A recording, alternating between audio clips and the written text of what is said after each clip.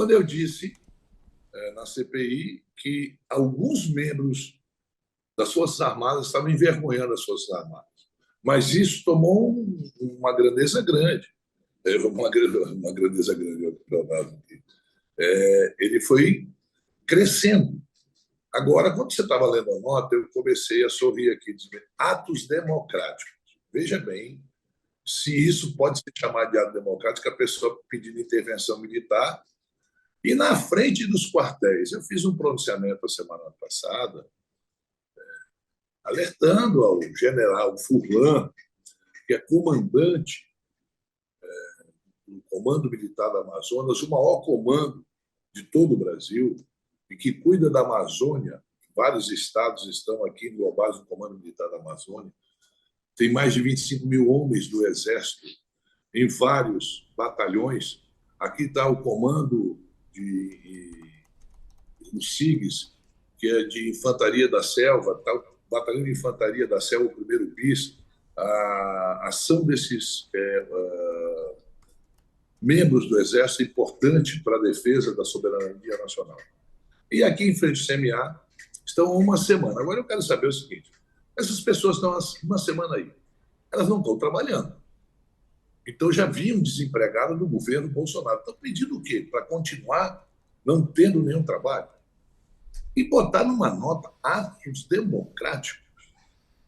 Eu fico estarrecido em que as Forças Armadas, com pessoas tão inteligentes, pessoas preparadas, que estão preparadas para defender o país, assinem uma nota dizendo que isso é ato democrático. Isso é balbúrdia. Essas pessoas têm que ser punidas por pedir intervenção, isso é constitucional, é crime. E aqueles que aceitam isso também estão praticando esse crime, estão sendo coniventes. Agora, eu, historicamente, tive uma relação muito boa aqui com o general Vilas Boas. Enquanto o general Vilas Boas foi comandante militar da Amazônia, eu também era governador do estado. Nós tínhamos uma relação de trabalho conjunto aqui na seca, na cheia, no combate à dengue, à malária, uma série de ações do Exército, das Forças Armadas fizeram. O papel dela é defender as fronteiras.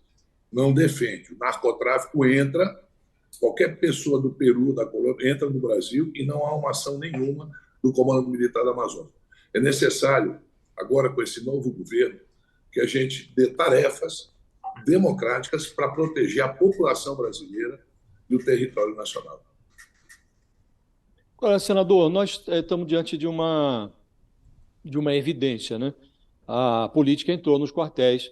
O senhor mencionou o caso da CPI da Covid, e ali a gente já verificou, né, que aquela anomalia de um general, Eduardo Pazuello, no comando do Ministério da Saúde. Depois esse general participou de um ato político no Rio de Janeiro, ao lado do presidente, ainda estava na ativa, e embora o regulamento interno das Forças Armadas impeça que generais, oficiais da ativa façam atividade política, ele não foi punido, botaram 100 anos de sigilo sobre o processo, né?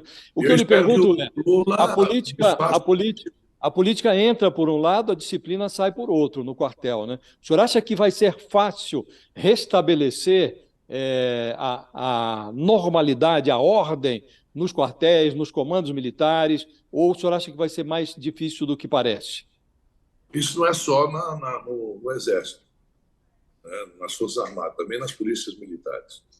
A Polícia Rodoviária Federal também, né, senador? Também, Polícia Rodoviária Federal, que inclusive é alvo até de investigação nesse momento.